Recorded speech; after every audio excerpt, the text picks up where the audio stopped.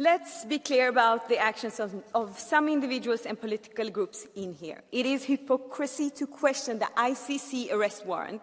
It is shameful that the far-right groups and the conservative EPP attempted to block this issue from today's agenda. I expected such behavior from anti-democrats, but what justification does the EPP group have? The ICC arrest warrants for Israeli Prime Minister Netanyahu, former Defense Minister Gallant, and Hamas Commander-in-Chief should not be questioned by anyone. It's an obligation of all our member states to implement it. It is their obligation, not question it by anyone. Respect for international law must be maintained consistently, regardless of who is the aggressor and who is the victim. And as far as I know, there is not an international law for Israel and another international law for the rest of the world.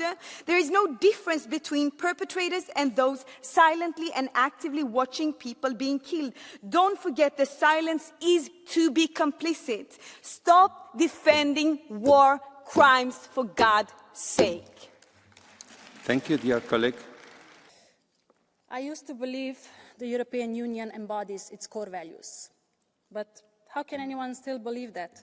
What we are witnessing is crimes against humanity. Israel went as far as to making targeted deadly attacks on UNRWA staff and property. And when that didn't make them leave, they decided to ban them.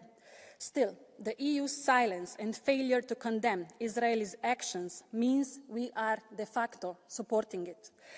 I'll admit I was hopeful last week that the EU will stand united in backing of the ICC ruling to issue arrest warrants against senior Israel leaders and Hamas officials, as we portray ourselves as defenders of the rule of law.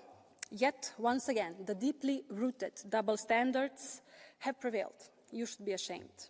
And to all of you who still pick and choose when and for what you uphold EU values, there's no decision to be made. Do better, colleagues, and be quiet when the children are sleeping, not when they are being killed. Dear colleagues, in the light of daily war crimes committed in Gaza and Lebanon, the ACC arrest warrants are a grim consolation for tens of thousands of victims. I welcome ACC's decision and call on all states to respect it and to defend international law and institutions. Let's be clear. Protecting international law and ensuring accountability for all, regardless of nationality or position, is imperative. The ACC must fulfill its mandate to uphold justice and prevent future violations. What's even more striking than the double standards often applied, including the EU institutions, toward Israel is the silence of President von der Leyen. Silence is complicity.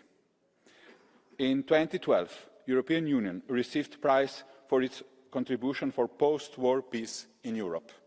The question is, does it still deserve it? The actions of its leaders speak for themselves. Not in my name. Ceasefire now. Sanctions now. Peace now. Thank you, dear colleague. Next speaker, Madame Diar.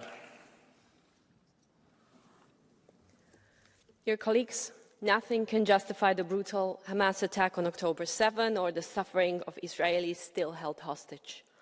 While recognizing Israel's right to self-defense, it is impossible to justify its response, resulting in over 40,000 civilian deaths in Gaza. And I want to address this humanitarian catastrophe happening in front of our eyes. This winter, millions of Palestinians face hunger and diseases, lacking homes, food and medical supplies. And the role of UNRWA is vital. It is providing essentials like food, water, healthcare and education, and there is no replacement in the region. Israel's bills labeling this UN agency as terrorist organization take effect in 2 months, yet, as I said, there is absolutely no viable alternative in the region that can replace this agency's crucial aid. Let me be clear, Israel has no plan B for war refugees, and if we all fail to act, history will judge us. Thank you. Thank you very much, dear colleague. Mr. Clausen, you have the floor.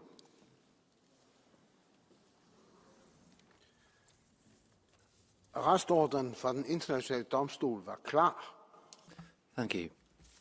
The arrest warrant from the ICC is clear. The Israeli government has systematically violated international law with direct attacks on civilians, denying medical care, for example, and this is having horrendous repercussions for the Palestinian people. And how can the EU defend this? What will happen if there are no consequences to this after January? There needs to be an arms embargo and there needs to be sanctions imposed against Israel as well. I'm ashamed of what the EU is doing. It's so hypocritical. The EU says that they support international law and humanitarian law and fundamental rights, but then we have innocent Palestinians being killed. We cannot simply take that approach. We need to see action, not just words, and we need to prevent these war crimes against Palestinians. Thank you, President, Commission, colleagues. The geweldsspiraal in het... The spiral of violence in the Middle East is continuing day after day, and we consider this normal.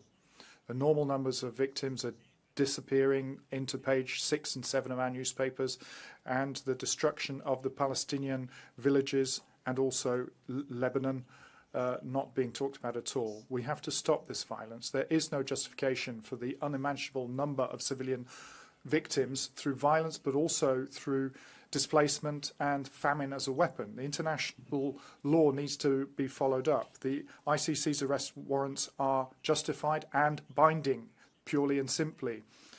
Mr. Netanyahu's death campaign undermines peace and undermines the release of the hostages, in fact, because Mr. Netanyahu has left these hostages in the lurch from the very start. And from the EU, it's an embarrassing lack of any attack on Israel, suspending the association agreement, stopping any kind of organizational cooperation.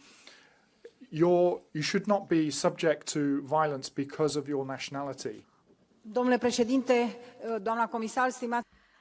Mr. President, Madam Commissioner, dear colleagues, I don't think we should use a double standard here. We have two conflicts, and we should have the same definition of the attacker and of the person and of the victim defending itself. The hostages have to be released. We've been discussing this since October last year, and not all of the hostages have been returned.